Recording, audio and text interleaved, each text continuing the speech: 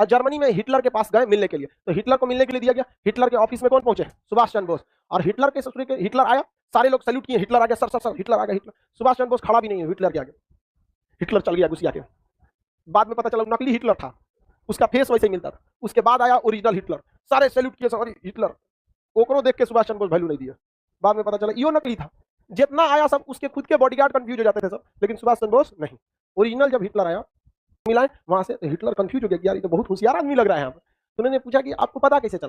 तो सुभाष चंद्र बोस ने कहा था कि सोने की परख सोनार को अच्छे से होती है, अगर उसको लोहा दिखाइएगा तो दूर से पता कर लेगा कि सोना नहीं है। तो सुभाष चंद्र बोले कि अच्छा आदमी, हिटलर बोला कि अच्छा आदमी, ठीक ठाक लगता है। तो पूछा हिटलर की क्या चाहते हैं आप?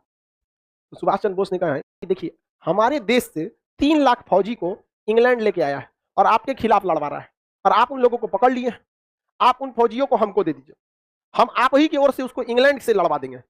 हिटलर का पगला गया है, कोनो मोटर कार समझा है कि अगला गियर लगाओ, बैक गियर लगा दो।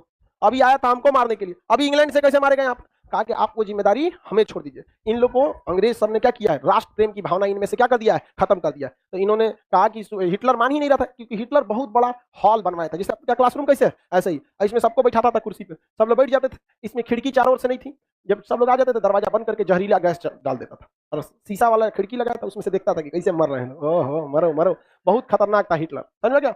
हिटलर बहुत ही मतलब किसी का बातें नहीं सुनता था। आज भी लोग कहते हैं ना हिटलर सही तुम्हारा नहीं सुनेंगे, किसी की बात नहीं सुनता था। सुभाष चंद्र बोस ने कहा कि आप मार के क्या करेंगे, आप हमें एक मौका दीजिए, हम इन भारतीय सैनिकों को अपने देश ले जाएंगे, और अपने देश ले जाके किसको मारेंगे? ब्रिटेन वाले को मारेंगे। तो ब्रिटेन वाला वहां पिटाएगा तो यहाँ पे भी उसका असर देखने को मिलेगा। तो हिटलर ने मौका दिया किसको?